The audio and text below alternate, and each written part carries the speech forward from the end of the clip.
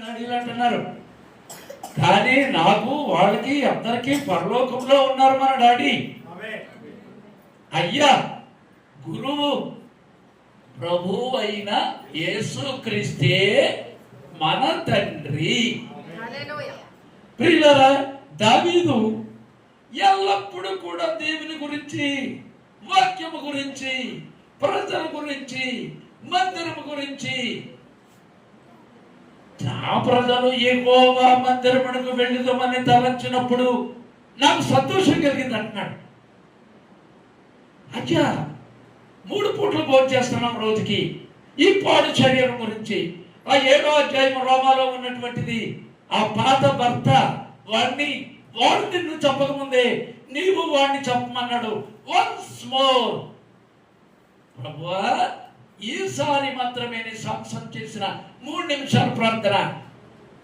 ప్రియులారా, దేవుడు నన్ను సేవకుడిగా పుట్టిస్తే నాకు హృదయం దేవుడికి ఇవ్వడం మానేసి అమ్మాయికి ఇచ్చాను.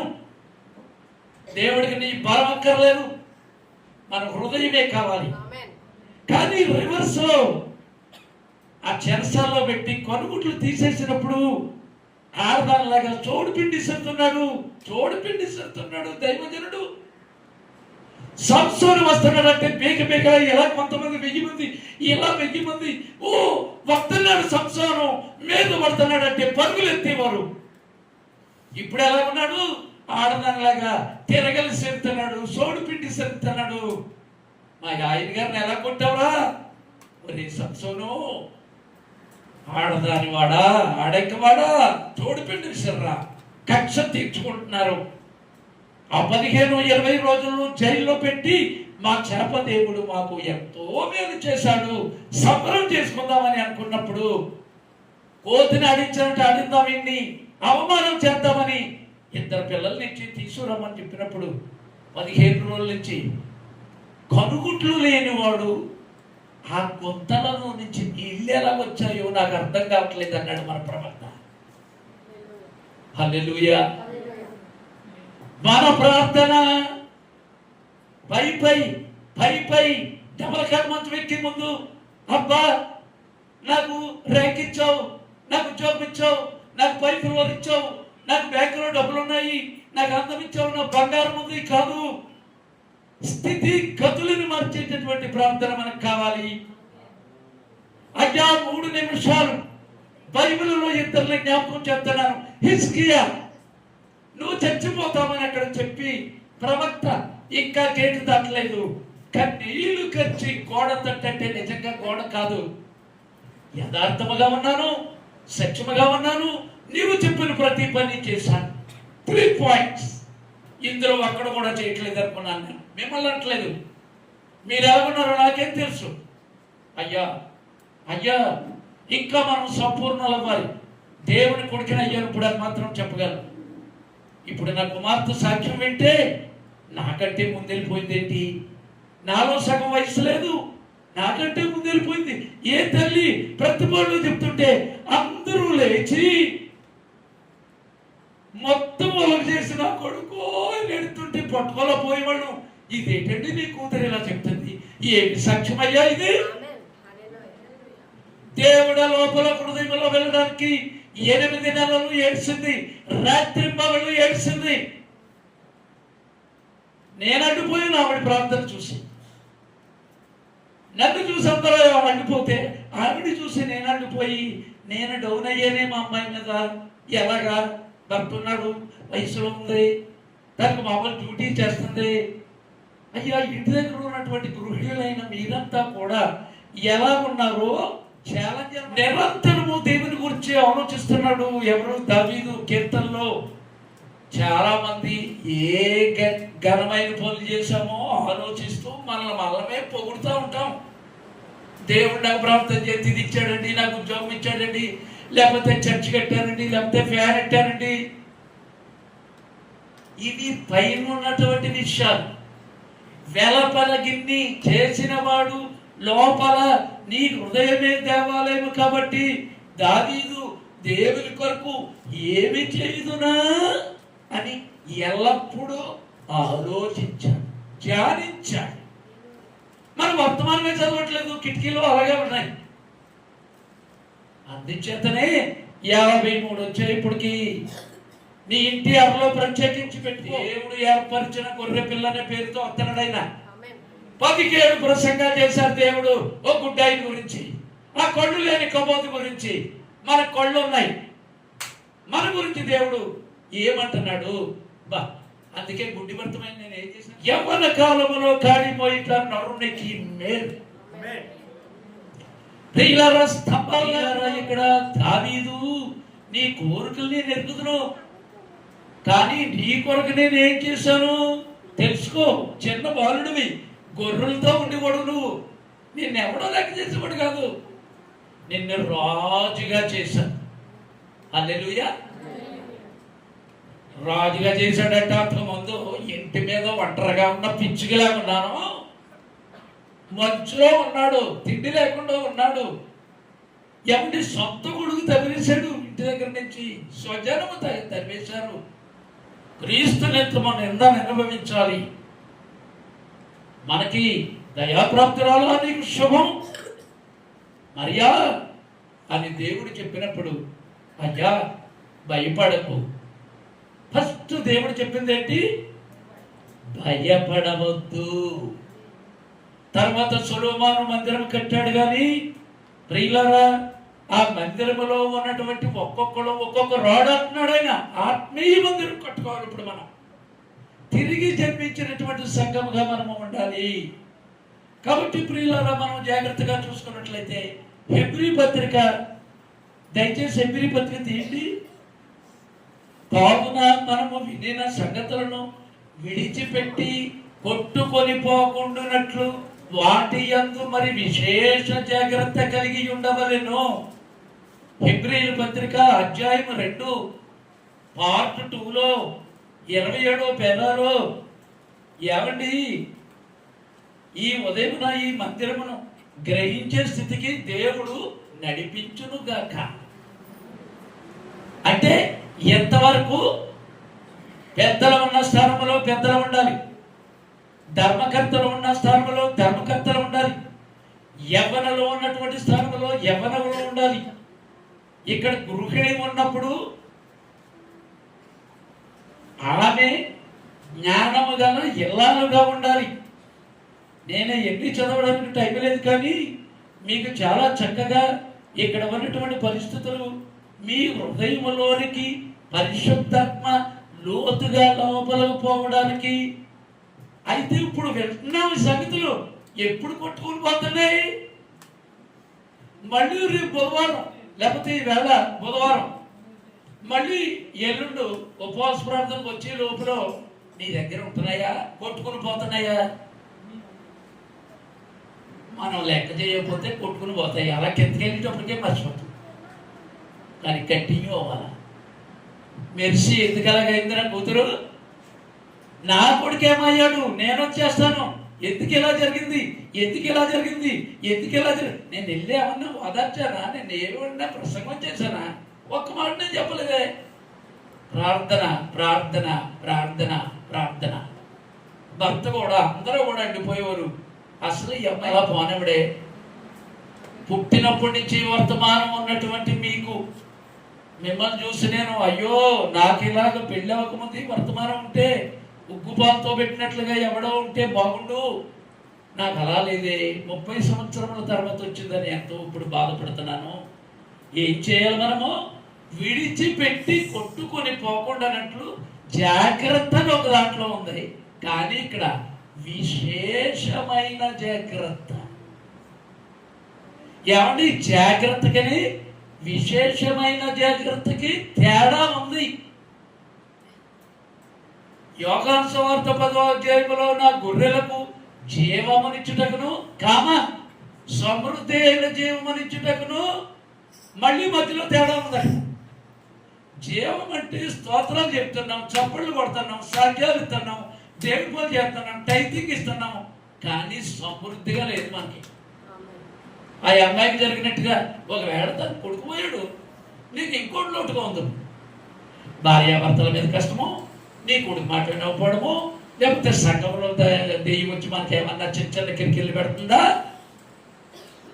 చూసారు ప్రియులారా, మా ఫస్ట్ భర్త వాడు ఎవడో చెప్పినప్పుడు వాడు మాకు ఏం చేస్తాడు, నీ మీద పరిపాలన చేస్తున్నాడా లేదా, ఈ వర్తమానం వచ్చే వరకు ఆడు చెప్పినట్టు నువ్వు టీవీ దగ్గర కూర్చున్నావా లేదా, ఆడు చెప్పినట్లు నువ్వు డ్రామాలకు వెళ్ళావా లేదా, పిక్నిక్ వెళ్ళావా లేదా, సముద్రానికి వెళ్ళావా లేదా, నువ్వు మామూలు స్నేహాలు చేసావా లేదా, ఈ అంతా ఏంటి అదే వాడే నడిపిస్తున్నాడట.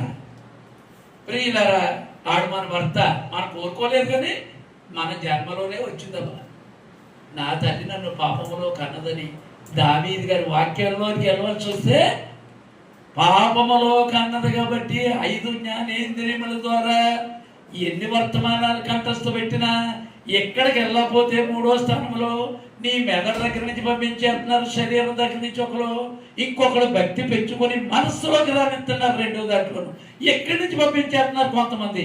కానీ దేవుని యొక్క హృదయం ఇక్కడ ఉంది, ఎడమ వైపు 5వ ప్రక్కటెముక క్రింద. ఇక్కడికి వచ్చిందనుకో వాక్యం, ఈ పలకబడిన వాక్యం నువ్వు టేపు ద్వారా విను, ఇలా చెప్పినప్పుడు విను, అప్పుడు నీకు ఎలా ఉంటుంది, అది కొట్టుకొని పోదు.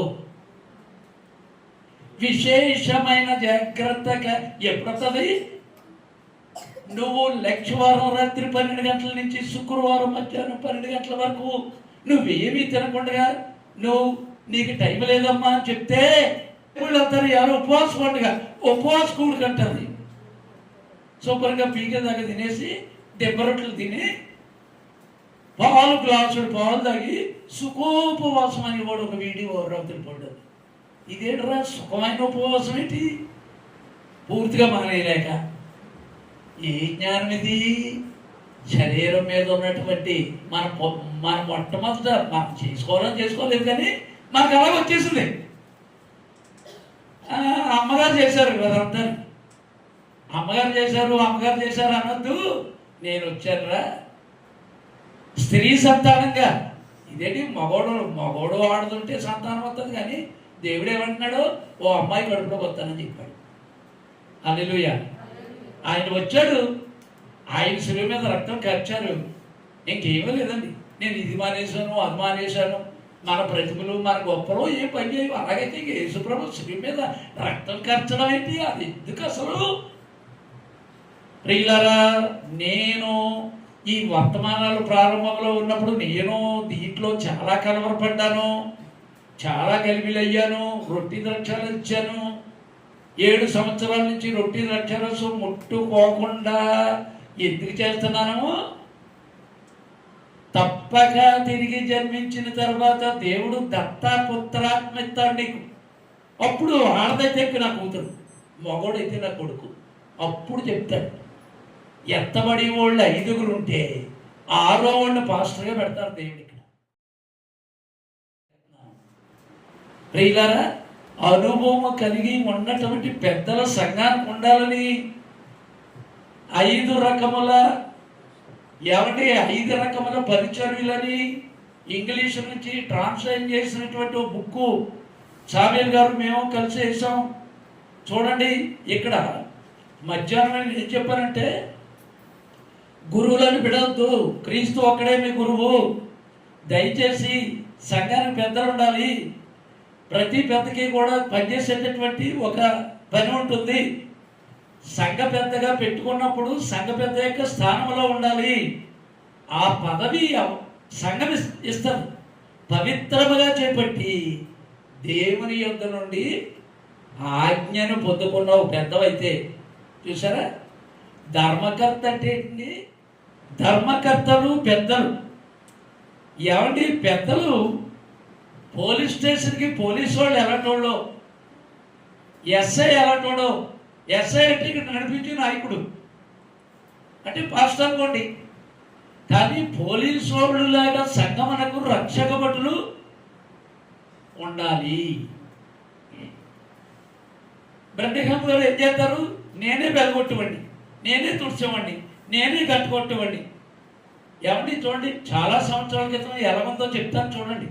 గట్టి పియానిస్ట్, ఈ సంఘమునికి కవర్ని, ట్రస్టీని, పెద్దని అన్నీ నేనే. బ్రహ్మగా చెప్తున్నారు, నేను కాదు. ఎవడైనా ముందు అలాగే ఉంటాడు.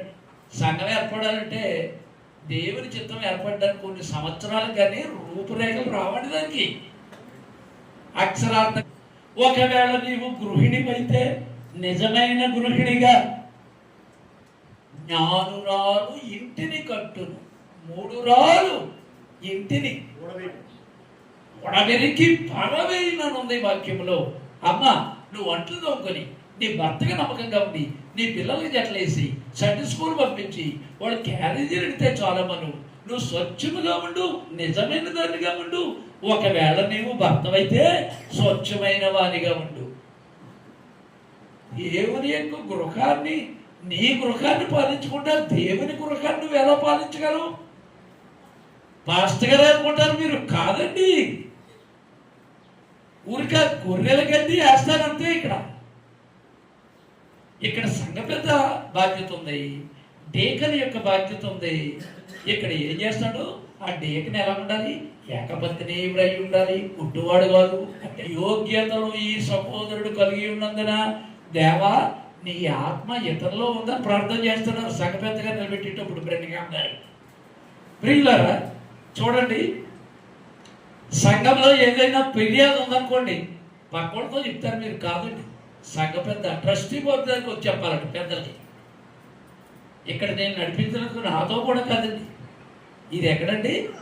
69వ పేజీలో ఉంది.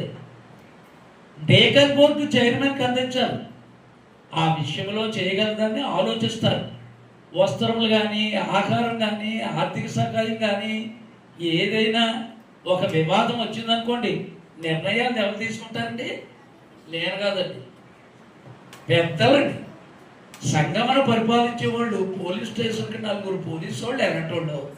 ఒక సంఘం మగవాలంటే పెద్దల మీద ఆధారపడి ఉంది. సంఘమును ఏలువారు, నడిపించేవారు పెద్దలే. లోపల ఈ సరుకులన్నీ ట్రెజరర్ పెట్టుకుని చేతికానుకలు ఒకవైపు ఎడమ వైపు ఉంటాయి, దక్షిణ భాగం కుడివైపు ఉంటాయి. దక్షిణ భాగం మనం సంబంధం లేదు, దేవుడిదండి. టేపులు, బుక్స్, ప్రింటింగ్, ఎక్కడైనా మనం ప్రార్థన చేసి ఒకవేళ నేను చేస్తుంటే మీకు చెప్తారు దేవుడు, అదిగో నువ్వు తప్పుగా ఖర్చు పెడుతున్నావు అని మీకు చెప్తారు, నాకు చెప్తారు. 800 రూపాయలు టేపు ఎనమంటకు తీసుకొచ్చింది. 30,000 ఖర్చు పెట్టి ఇక్కడ మీటింగులు పెడితే, అందుకే ప్రకటన గ్రంథం 4వ అధ్యాయం 1వ భాగంలో ఈ ఆర్కెస్ట్రాలు, అంటే ఆర్కెస్ట్రా వద్దని కాదు అక్కడ, అంటే ఫ్లెక్సీలు. అబ్బా ఇక్కడ కోడి ముక్కలు ఉన్నారు, జమజమలు ఆడుతుంది, ఎంత బాగా జరిగింది మీటింగ్ అని. ఆ విధంగా నాకైతే నచ్చలేదు అన్నారు బ్రహ్మాం గారు. మీరు ఇంటికి వెళ్ళిన తర్వాత చదవండి 4వ అధ్యాయం ప్రకటన గ్రంథం 1వ భాగంలో 20-22 వచనాల్లో ఈ ఆర్భాటం మీటింగులు నాకు నచ్చమంటున్నాడు. కారణం ఏంటి? సరి అయిన సమయం నియంత్రణ చేయడు, టైంకి వచ్చి ప్రార్థన చేయడు. ప్రియులారా 9 గంటలకి నాతో పాటు వచ్చినటువంటి ఆ పిల్లలను చూస్తే ఏళ్ళు రేపు పొద్దున్న భూలోకములో ఉద్యోగాలు చేస్తారా, లేకపోతే నిజంగా పాస్టర్ పిలుపున్నాడు వాడికి భార్యగా వెళ్తారా? ప్రభువా నేను ఎలాగనకూడదు, కానీ నువ్వు ఎందుకు నియమించావో ప్రతి ఒక్కడికి ఓ స్థానం ఉంది, ప్రతి ఒక్కడికి పని ఉంది. నువ్వు ఏలగలిగితే నువ్వు విధిలే చాలు, నువ్వు సాక్ష్యంగా చెప్పగలిగితే సాక్ష్యమే చెప్పు చాలు. అంతేగాని ఇతను ఎలా ప్రసంగం చేశాడు, జాన్ పాల్ లాంటి ఉండాలని అనుకోవడానికి వీలు లేదట. దేవుడు అందరినీ ఒక పని గురించి పెట్టడం. ఇంట్లో మాకు ఇల్లేనండి దానికి సాదృశ్యం. నాన్నేమో డబ్బులు తెస్తాడు, ఒకడేమో పుల్లలు తెస్తాడు, ఒకడేమో బియ్యం తెస్తాడు. అమ్మ ఏం చేస్తుంది? కరివేపాకు అయ్యి తీసి ఇక్కడ మసాలాలు తీసి చేస్తుంది. కుటుంబం అంతా కలిస్తే నువ్వు బోధ తింటావు. ఇవాళ ఒక్కడే చేసేస్తాడా తండ్రి? డబ్బు తెస్తాడు అంతే కష్టపడి. ఇంటి దగ్గర అమ్మ ఏం చేస్తుంది?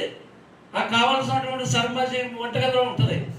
వాడికి ఏం చేస్తాడు? బియ్యం తెస్తాడు, లేకపోతే కట్టెలు తెస్తాడు, మిగతా వాడు. అప్పుడు కుటుంబము ఎలా ఉంటుంది? సక్రమంగా వెళ్తుంది. మనమే ఆయన ఇల్లు. కొరింథీ పత్రికలో చెప్పాడు, పరలోకములో మనం ఆ ఇంటికి పరలోక స్థలములలో కూర్చుండ పెట్టబడితిమి అని అక్కడ ఉంది. హల్లెలూయా. కాబట్టి ప్రియులారా ఇక్కడ జాగ్రత్తగా చూసుకున్నట్లయితే ఏ విషయంలోనైనా కానీ క్లోత్స్, ఫుడ్, కోటాల ఏర్పాట్లు, ఆ విషయంలో చేయవలసిన దాని గురించి ఎవరు నిర్ణయించేదరు? పెద్దలు నిర్ణయించేదరు. సంఘక్రమం 63వ సంవత్సరం 26/12 ఈ సంగతి ఉంది. నెలకు 2 సార్లు పెద్దలు ధర్మకర్తలు కూర్చుని 15 రోజులకు ఒకసారి సంఘం గురించి, మన సంఘం ఎలా ఉంది, ఎందుకు ఎలా డేలా పడిపోతుంది, ఎందుకు బాగా అవ్వట్లేదు, ఎందుకు స్వస్థత జరగట్లేదు, ఎందుకు జవాబులు రావట్లేదు ఆలోచన చేయాలంటే పెద్దలు.